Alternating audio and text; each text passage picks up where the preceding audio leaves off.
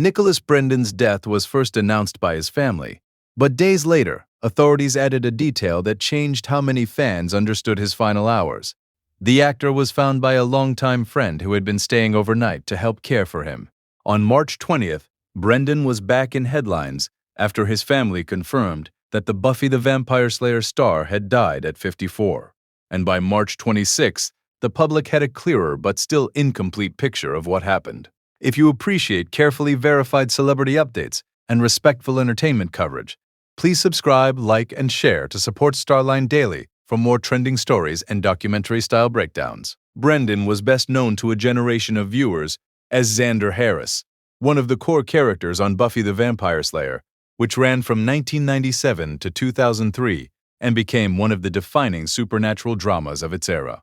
Beyond Buffy, he also appeared on Criminal Minds, worked on Kitchen Confidential, and remained closely tied to the legacy of the series through later appearances and comic book work. That is part of why news of his death landed so hard, with fans who remembered him not just as a cast member, but as one of the emotional anchors of the show. The latest confirmed update came from Putnam County Coroner Todd Ziner, who said Brendon lived alone and was discovered on March 20th by a longtime friend who had been staying over to provide care. According to authorities, the actor appeared to be asleep when he was found, and investigators believe the time of death was very recent.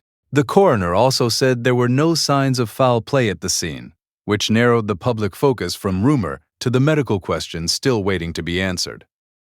That is where the story now becomes more careful than many headlines suggest. Brendon's family said he passed in his sleep of natural causes, and they remembered him as passionate, sensitive, and deeply creative. But authorities also said his body was sent for an autopsy, toxicology testing was pending, and the final cause and manner of death had not yet been publicly confirmed.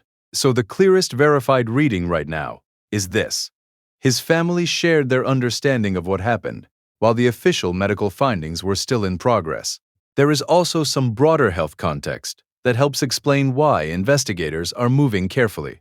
The coroner said Brendon's family reported a history of cardiac issues, and authorities said they were reviewing recently posted videos as possible evidence of prior illness. Publicly, Brendon had already shared serious health struggles in recent years, including a heart attack in 2000-2003 and spinal surgeries related to cauda equina syndrome.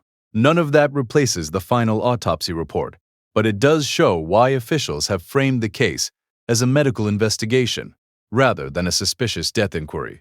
In the immediate aftermath, the reaction from fans and former co-stars reflected how closely Brendon remained linked to the world of Buffy. Tributes began appearing soon after the announcement, while his family emphasized that although he had faced struggles in the past, he had also been receiving treatment and was optimistic about the future. They also pointed to another part of his life that some viewers may not have followed as closely in recent years: his growing focus on painting and art, which they described as one of the clearest expressions of who he was.